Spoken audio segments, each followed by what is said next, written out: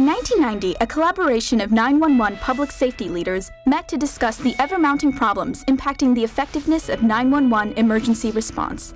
Educating the public on the correct use of 911 was the missing link and became the primary focus of the initiative. The public needed to know when and when not to call 911 and what to tell the dispatcher. 911 emergency, what are you reporting? My dog is missing. Sir, you need to call on a non-emergency line.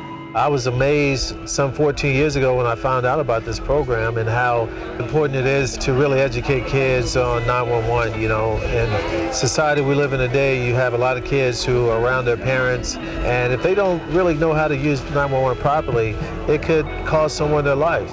911, where's your emergency? I'm sorry, but the fireworks still on. I need you to call back on a non-emergency line.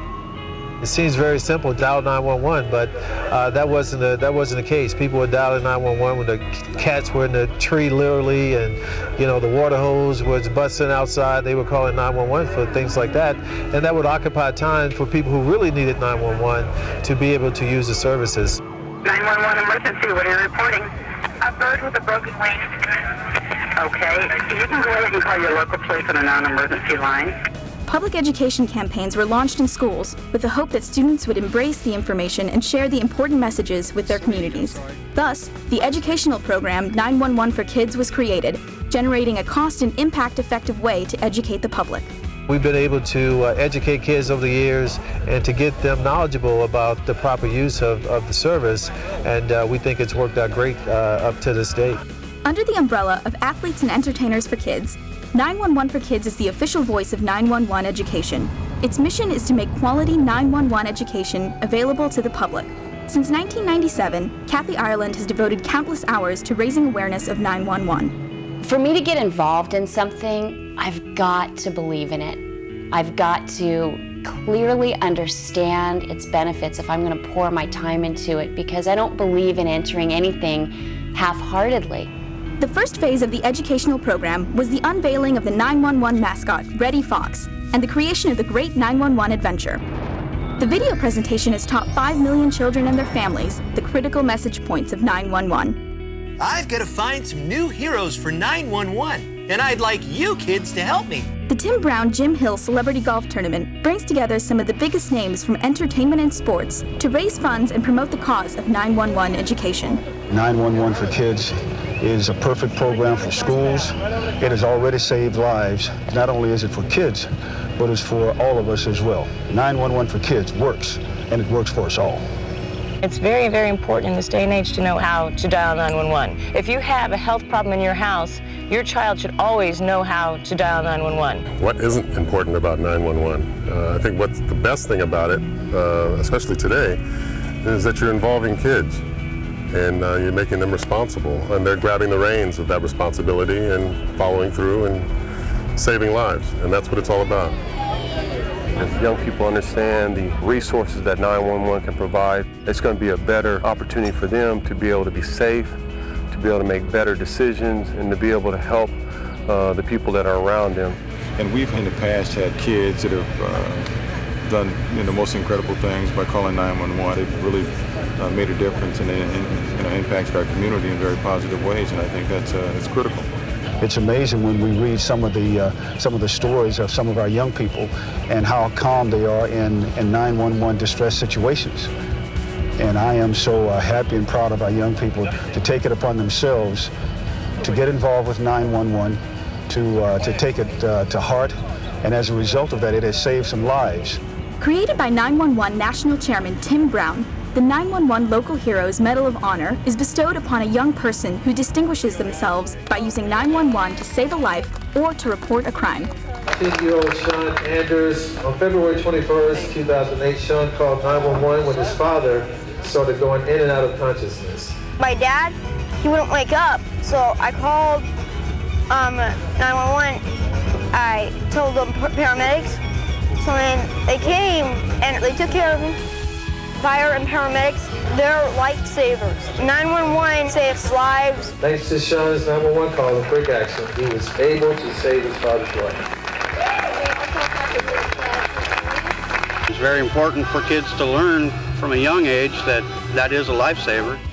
In addition to spreading the word about 911, 911 for Kids provides a number of outreach programs for at-risk youth. Some of you are coming from situations where cycles need to be broken, and as painful as it is, please look at those situations with eyes wide open. Please be alert. In order to change a cycle, we need to be aware of it.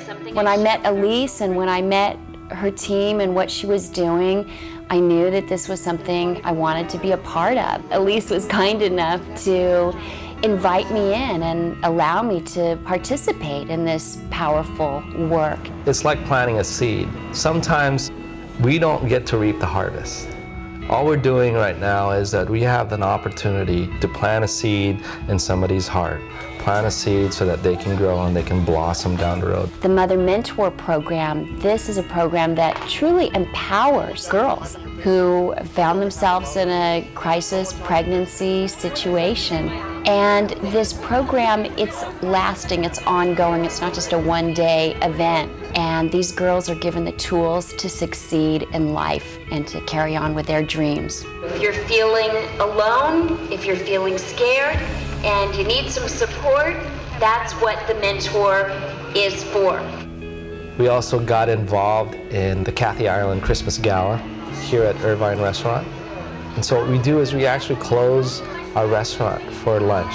We take in 350 abandoned children, and we just throw a party for them. That's what it is. And Kathy Ireland is the host. Something that from the top down and from a company's aspect is, if we can help anybody, whether it's our own staff, our own employees, team members, and any of those people in the community, and we have the chance to do it, we'll take that chance, we'll take the opportunity and feel good about it and not think twice. These children, they are absolutely precious, and for them to understand that they are important, that they are valued, that there is nobody in the world like them and there never will be, and just because of who they are, that makes them special in and of itself. They don't have to do anything to be special. They are special. Why not get involved? You just have to look in the eyes of an abandoned child, and it just gets you immediately. As an extension of his 911 for Kids responsibilities, future NFL Hall of Famer Tim Brown hosts a mentor minicamp for fatherless boys. To find a person with his level of success, Heisman Trophy winner, I mean, he's a legend. And he is so humble, and he loves kids. He has got such a heart for kids.